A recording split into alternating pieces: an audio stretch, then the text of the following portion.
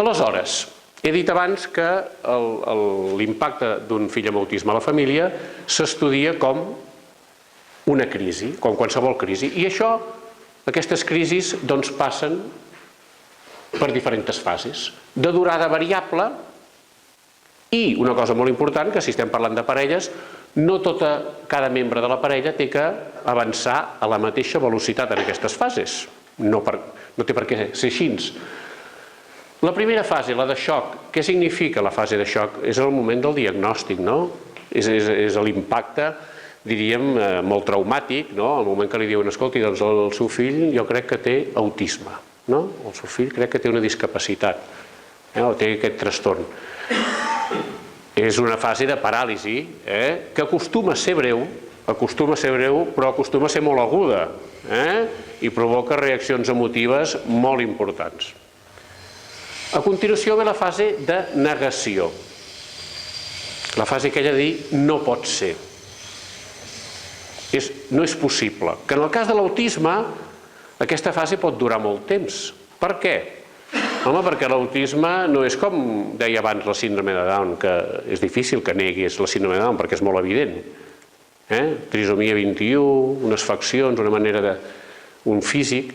L'autisme, clar, com que el diagnostiquem a partir de la conducta, no tenim proves mèdiques per diagnosticar l'autisme, doncs sí, un et dirà que el seu fill té autisme, però és que et pots trobar amb un altre que et digui no, home, no, el seu fill no té autisme. El seu fill té un bloqueig emocional, frase que hi ha gent que utilitza, no? Bloqueig emocional. Veus un fill molt guapo, àgil, potser, dius no pot ser que tingui un problema tan greu. No veus que és llest, mira, els trencaclosques que fa, que són fantàstics. Aquesta fase també, que dura, dic que dura bastant, és una fase perillosa. Per què? Perquè en aquesta fase de negació de dir no pot ser, els pares estan en un estat de vulnerabilitat important. Perquè tu busques algú que et digui que no és veritat, que et confirmi els teus dubtes. I aleshores és aquella fase que potser molts de vosaltres heu passat del peregrinatge de professional en professional. D'anar recorreguent un professional darrere l'altre esperant un pronòstic o un diagnòstic millor. I què passa? Doncs que aleshores hi ha hagut famílies que han caigut en mans de professionals amb poca ètica que els han promès curacions i solucions ràpides. Per això dic que és una fase de gran vulnerabilitat i hi ha que anar amb compte en aquests moments amb qui vas a visitar i què et creus o què et deixes de creure. La tercera fase és la de depressió. Què vol dir depressió? Que ens comencem a ser conscients que el problema existeix i per això ens deprimim. Ja no podem seguir negant-ho i llavors ens deprimim perquè realment veiem que allà hi ha un problema seriós, un problema crònic i hem de fer-hi front. I finalment arribem a la fase de reacció, que ja també s'anomena de realitat, en què considerem que aquí hi ha un problema de veritat i veiem quins recursos tenim per fer-hi front. I busquem recursos, els personals, fora, per d'alguna manera poder fer front a aquest problema, diríem, que tenim plantejat. Repeteixo,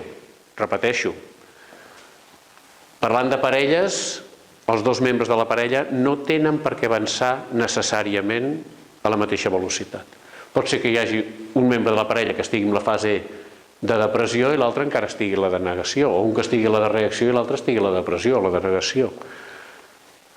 I això és molt important també de cara a quan es rep assessorament.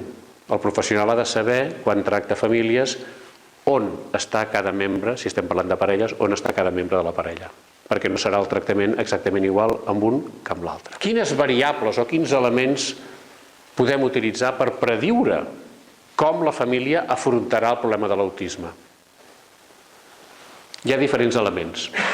En primer lloc, els recursos familiars, després l'ajustament o l'adaptació dels pares al problema i les característiques pròpies del trastorn. Respecte dels recursos familiars n'hi ha molts, però per exemple hi ha recursos psicològics que són molt importants. Per exemple, el sentit de coherència. que és la capacitat de buscar els millors recursos per fer front en aquest problema. És a dir, estímuls estructurats, predictibles, comprensibles, això requereix informació, com més informació tenim, millor. L'estil d'afrontament. I aquí hi ha diferències individuals molt importants. Tu quan tens un problema pots afrontar-lo dirigint-te al problema en si, a les característiques d'aquest problema, o pots afrontar-lo dirigint-te a l'emoció que et provoca aquest problema, que és una manera no adequada d'afrontar-lo.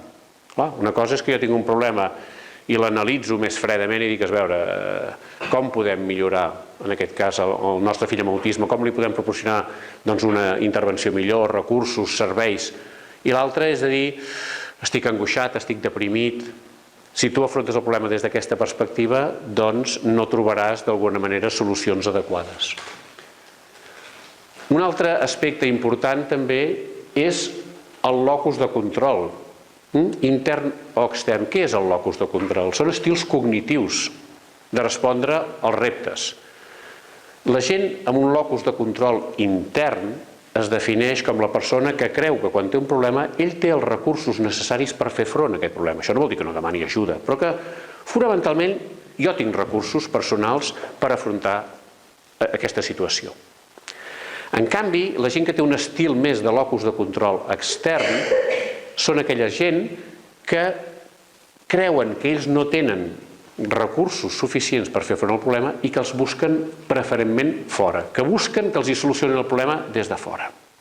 Llavors hi ha gent que sempre busca, doncs ja m'ho solucionaran, ja m'ho buscaran a l'escola, ja miraran a veure com el nen pot millorar, però que hi ha una actitud una mica passiva. Llavors, clar, a la vida és millor tenir un locus de control més aviat intern. Repeteixo que això no vol dir que no busquis ajuda, però que tu et veus capaç de fer front, diríem, a la situació aquella.